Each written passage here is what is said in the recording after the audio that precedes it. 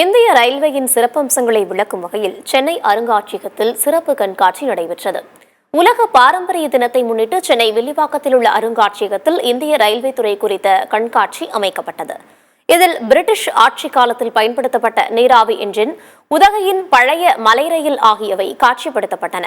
3 அடுக்கு ரயில், ஐசிஎஃப்பின் 50 ஆண்டு கால நிறைவு புகைப்படங்களும் வரலாற்றை பிரதிபலிக்கும் வகையில் காட்சிப்படுத்தப்பட்டுள்ளன. இந்திய ரயில்வேயின் பல்வேறு பரிணாம வளர்ச்சிகளை வெளிக்கொண்டு வரும் சிறப்பு காட்சிகள் பார்வையாளர்களை வெகுவாக கவர்ந்துள்ளன.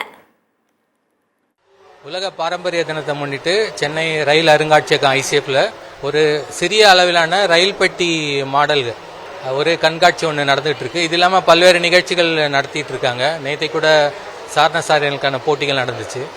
இன்னையிலேருந்து 3 நாட்களுக்கு சிறிய ரயில் பெட்டிகள் சேகரிப்பு பற்றியும், இதில் பார்த்தீங்கன்னா எல்லா ரயில் பெட்டிகளுமே சிறிய அளவில் ஓடும் விதமாக அமைக்கப்பட்டிருக்கு.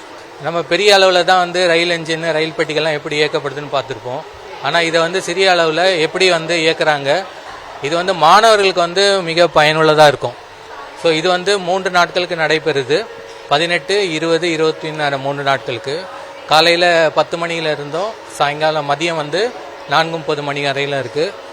நாங்கள் கிட்டத்தட்ட 30 குழந்தைங்களை கூட்டிட்டு வந்திருக்கோம். எல்லாமே சின்ன கிளாஸ்லேருந்து ஒரு 6th, 7th, 8th படிக்கிற, 9th படிக்கிற வயசு வரைக்கும் எல்லா குழந்தைங்களுமே வந்திருக்காங்க. இவங்களுக்கு நாங்கள் ஜென்ரலாக கிளாஸில் வச்சு தான் எல்லா பாடமும் நடத்துகிறோம். ஆனால் இந்த மாதிரி ஒரு எக்ஸ்பீரியன்ஸ் புதுசு, இந்த குழந்தைங்களுக்கு புதுசு. இவங்க ட்ரெயின் எல்லாமே நேராக பார்த்தது கிடையாது. சாதாரண ட்ரெயினே கூட அவங்க நேராக பார்த்தது கிடையாது. அண்ட் இந்த மாதிரி ஸ்டீம் இன்ஜின் ஃபர்ஸ்ட் வந்த ட்ரெயின் எப்படி ஒர்க் பண்ணுது, ஒரு ட்ராக் எப்படி போடுறாங்க, அதுக்கு சிக்னல் எப்படி இது பண்ணுறாங்கன்னு ஒவ்வொரு டீட்டெயிலும் இங்கே அழகாக ஒர்க்கிங் மாடல்ஸ் வச்சு எக்ஸ்பிளைன் பண்ணுறாங்க. ஸோ இது இவங்களுக்கு புது எக்ஸ்பீரியன்ஸு.